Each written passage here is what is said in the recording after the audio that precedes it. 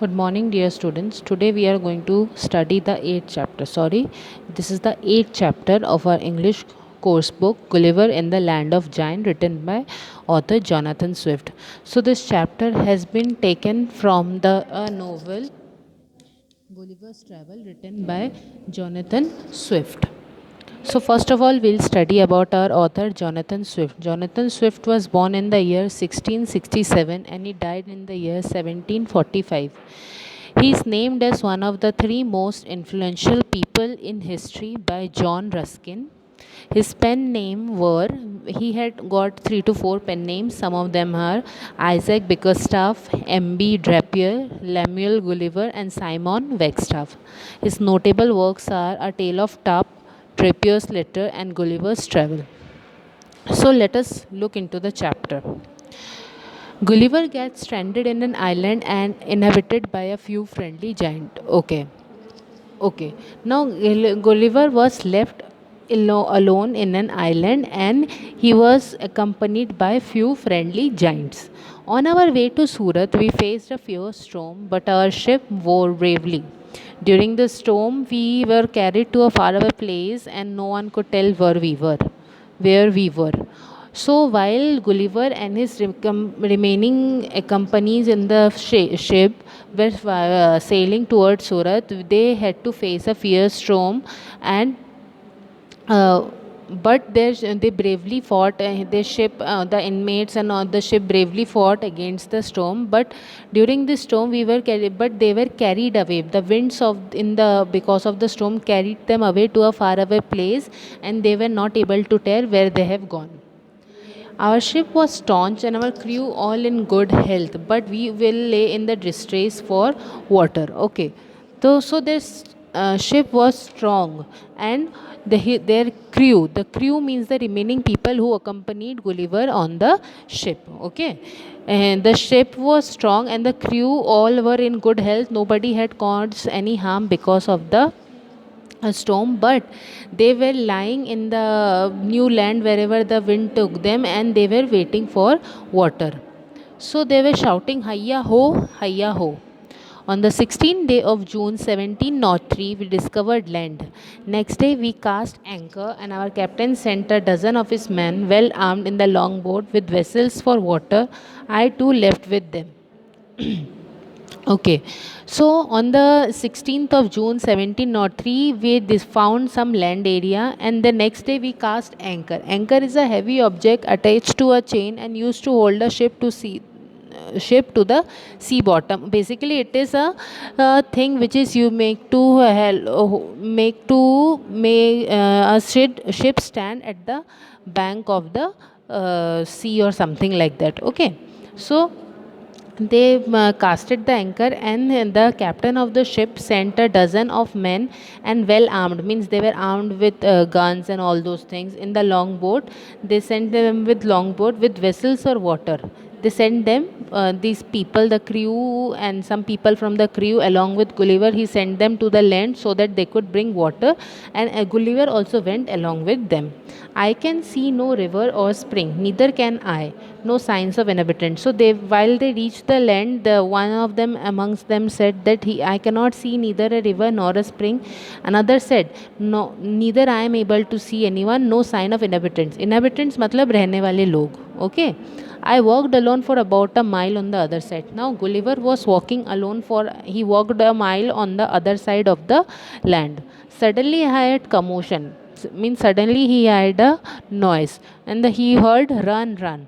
Run, run, run, run. Hey, wait for me. So everybody was shouting run, run, run, run. So all the people who came along with Gulliver to the land, they were running towards the boat. So Gulliver shouted for them, hey, wait for me. So all the people left Gulliver and returned back to the boat. I observed a huge creature walking after them in the sea. I ran as fast as I could to where I had gone first. Okay. So what did Gulliver see? Gulliver saw that behind the boat, behind his people, and behind the boat, there was a huge man running after them in the sea. Gulliver ran as fast as he could to the first place where he had reached first. Then Let's move on to the next page. I climbed up a steep hill to look around. Steep means एकदम ऊंचा, okay? Straight hill एकदम. So Gulliver climbed a hill to look around. Oh my God, is this grass? This corn must be 40 feet high. So Gulliver was looking very small and tiny over there. So by looking over there, he said that, oh my God, the grasses were too tall as per his size. So by looking at the grasses, he was too much shocked to look at the grass, and he said, oh my God, is this grass? Then he said that this corn must be 40 feet high. At the next turn, monster, okay, and he turned around, he saw a huge man, okay, huge man, and by looking at them, he shouted monster. Then he saw a number of huge men over them, not men's, men over there. I saw one of the giants and realized that with his next step, I would be squashed to that under his foot or cut into two with his reaping hook. So one of the huge men was cutting the crops. Okay, so when he called this huge man as giants, and he said that with the next step of this man was taking very huge steps, as he was a very big man. So he realized that with the next step of this giant, I will be smashed under the feet of this man, or I will be cut into two pieces with the ripping hook. Ripping hook means with the weapon with which he was cutting the crops. Hello friend, listen down here. So he called that man and said hello, and he said, hello friend, listen down here. So that little man was shocked, that the huge man was shocked to see such a little man, and he lifted the little man by his hand. He took me by my fingers. Hello friend. Okay. Now that huge man took Gulliver by his finger, and Gulliver greeted him by saying, hello friend. And the huge man hold him a bit tight, that's why he shouted, He ran along with me to his master. Master, look what I have found. So that the huge man took Gulliver in his hand, and he ran to his master and showed his master that, master, look, I have found. He showed the master the Gulliver in his hand, and he showed him that, look what I have found. So the master took Gulliver in his hand, and he was looking at a Gulliver. Have you ever seen any little creature like this? So the master showed the remaining people over there and said that, have they ever seen any little creature like this? They were talking about Gulliver, as Gulliver was very small as compared to them. He placed me down on the ground. Then what did the master did? He placed him on the ground. They all sat down in a circle about me. Hello friends, pleasure meeting you all. And all the huge men sat in a circle around Gulliver. So Gulliver greeted all of them and said, hello everyone, it is a very pleasure meeting you all. Friend, please accept this small gift. Accept this a small gift. I presented my purse of gold to him. Now Gulliver tried to gift the huge man something, and he said that, please accept this as a small gift, and he presented his purse of gold to the huge man.